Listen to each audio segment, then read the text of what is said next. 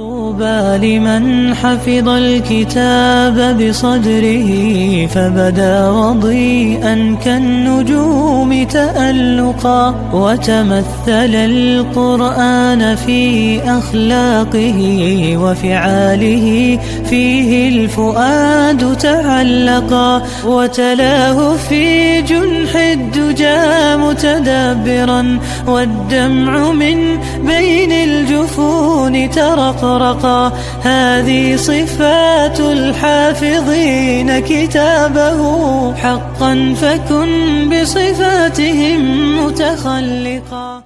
السلام علیکم ورحمۃ اللہ وبرکاتہ. بسم اللہ الرحمن الرحیم. الحمد للہ الذی انزل علی عبدہ الکتاب ولم یجعل لہ عوجا والصلاة والسلام على نبینا محمد وعلى آلہ وصحبہ ومن تبعہم بإحسان إلى یوم الدین. اما بعد. رب اشرح لی صدری ویسر لی امری واحلل عقدۃ من لسانی یفقہوا قولی. شروع کرتی ہوں اللہ کے نام سے جو بڑا مہربان نہایت رحم کرنے والا ہے. بإذن اللہ آج کے درس نمبر 326 میں سورة الحديد آیت نمبر 21 کی شرح اور ترجمہ سماعت فرمائیں گے. تو شروع کرتے ہیں. اعوذ باللہ من الشیطان الرجیم.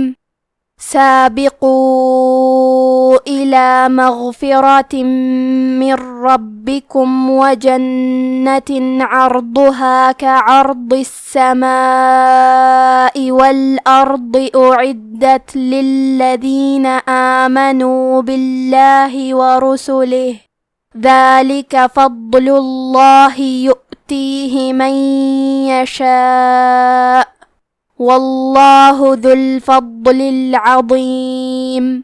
کلمت سابقو میں حرف القاف کے ادائیگی زبان کے جڑ اور تالو کے نرم حصے سے ہے. قاف حروف التفخیم میں سے ہے تو ہم یہ حرف کو موٹی آواز میں پڑھیں گے کیونکہ واو پہ مد کا علامہ ہے. یہ مد جائز منفصل ہے. مد جائز منفصل کا معنی ہے کہ حرف المد پہلے کلمہ کے آخری میں ہو اور اس کی وجہ جو کہ حمزہ ہے وہ دوسرے کلمہ کے شروعات میں آئے. اس مد میں ہم اپنی آواز 2 سے 4 مد کے برابر لمبی کریں گے. کلمت مغفرہ میں حرف الغین ہے. غین کو ہم حلق کے اوپر والے حصے سے پڑھیں گے کیونکہ غین حروف تفخیم میں سے ہے تو ہم یہ حرف کو موٹی آواز میں پڑھیں گے اور کیونکہ یہاں غین ساکن ہے تو ہمیں غین کو ظاہر کرنا ہے.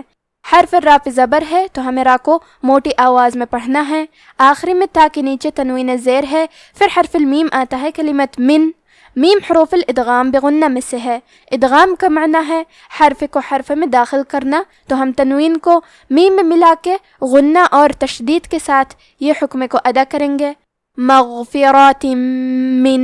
کلمت من کے آخری میں نون ساکن ہے. پھر حرف الراء آتا ہے. کلمت ربکم را حروف الادغام بغیر غنہ میں سے ہے تو ہم نون ساکن کو را میں ملا کے بغیر غنہ سے لیکن تشدید کے ساتھ یہ حکم کو ادا کریں گے. من ربکم.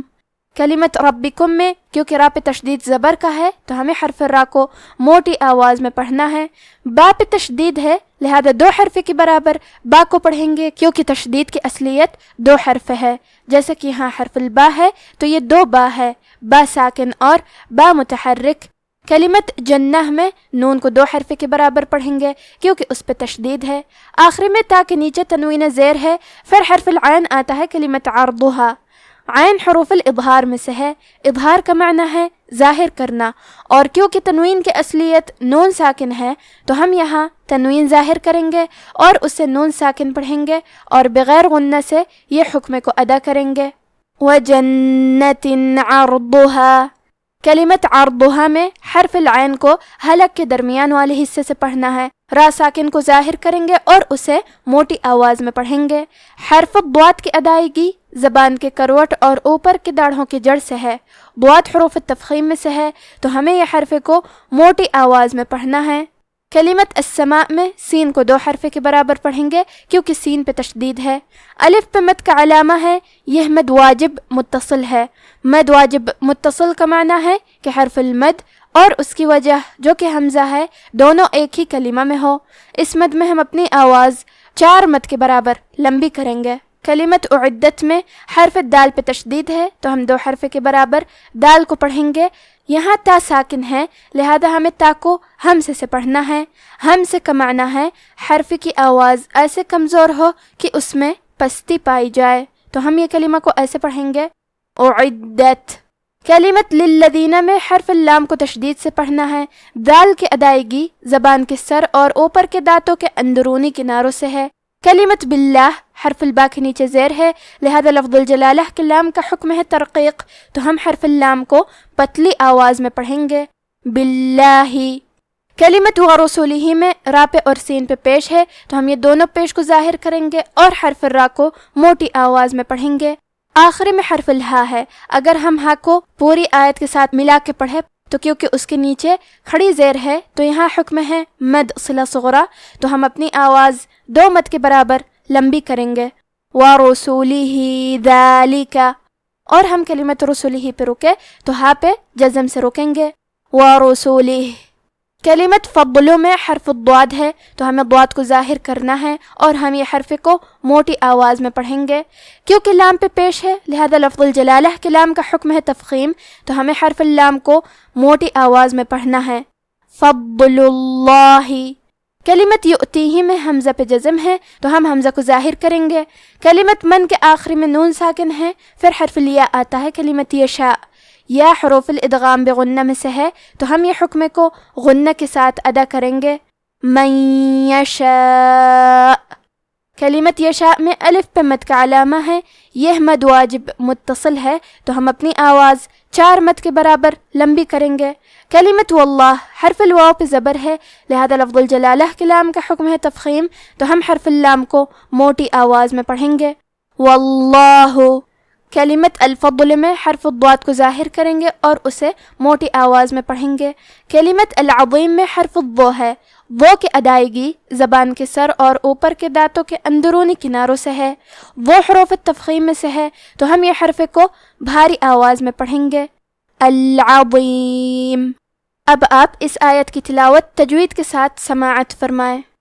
اعوذ باللہ من الشیطان الرجیم، سابقوا إلى مغفرة من ربكم وجنة عرضها كعرض السماء والأرض أعدت للذين آمنوا بالله ورسله ذلك فضل الله يؤتيه من يشاء واللہ ذو الفضل العظیم۔